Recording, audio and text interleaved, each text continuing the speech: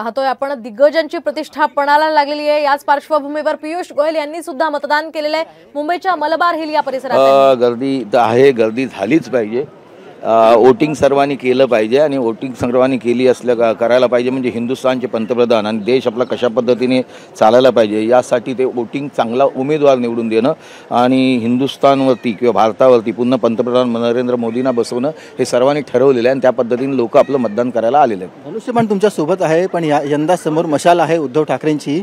अमोल कीर्तीकर उमेदवार आहेत, त्यांच्याबद्दल काय सांगाल? लढाई कठीण आहे? उमेदवारासमोर असतोच ना, प्रत्येक गोष्टीत उमेदवार असतोच समोरचा, त्यामुळे मला तरी कठीण वाटत नाही, कारण 7 वेळा विजय 8व्या वेळेला देखील मला देशसेवेसाठी हा विजय मिळतील आणि लोक तशी आशीर्वाद देतील सर्व। अमोल कीर्तीकरांसाठी स्वतः उद्धव ठाकरे मैदानात उतरले होते, सभा त्यांनी घेतला, शेवटच्या दिवशी रोड शो देखील मोठा केला।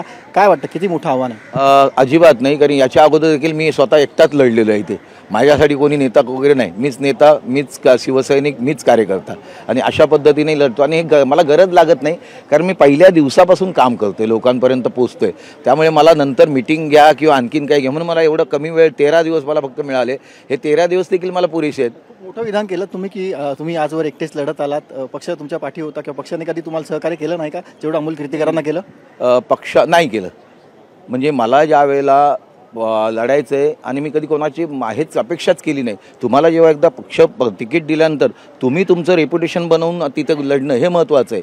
मागून नंतर पहिले एकदा पक्ष तुम्हाला सपोर्ट करू शकतो, पण नंतर तुम्हाला तुमच्या पायावर उभं राहायला लागतं।